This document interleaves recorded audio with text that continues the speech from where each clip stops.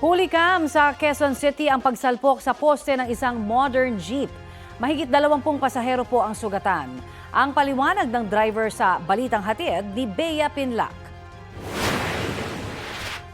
Nabulabog ang bahagi na ito ng P. Tuazon Corner 15th Avenue sa Barangay San Roque, Quezon City kahapon nang sumalpok sa poste ang modern jeepney na yan na puno ng pasahero.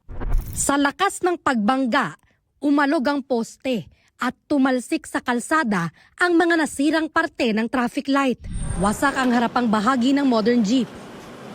Sa isa pang anggulo ng CCTV, makikitang nag-overtake ang modern jeep sa isang traditional jeep. Kapit na kapit po ako, tapos pagdating po dito, sumingit po siya dito sa gilid, tapos bigla po kami sumalpok. Opo. Napapikit na lang po, pagtingin ko yung mga pasahero, nasa harap na eh.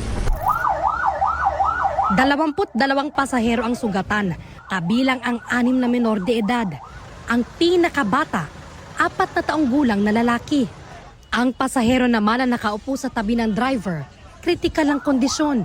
Naipit kasi yung paa niya eh. At saka siya yung napuruhan because ang pwesto niya ay nandun sa side ng driver. Yun yung mismong tumumbok or sumalpok doon sa poste. For sure po yung paa nun may bali and yung ibang part ng katawan more or less may fracture daw. As of now, wala pa naman pong sinabi na inamputate or pinutol. Ang driver ng modern jeep, nakaidlip habang nagmamaneho.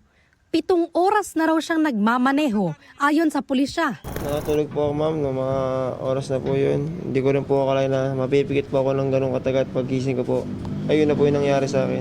Hindi naman po ako antok, di rin po puyat. Ano lang po, parang nahipan lang po yung mata ko, napikit po ako. Humingi po ako ng pasensya niyo, hindi naman po gustuhan yung nangyari.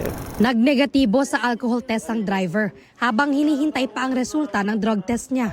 Posible siyang maharap sa reklamong reckless imprudence resulting in multiple physical injuries and damage to property.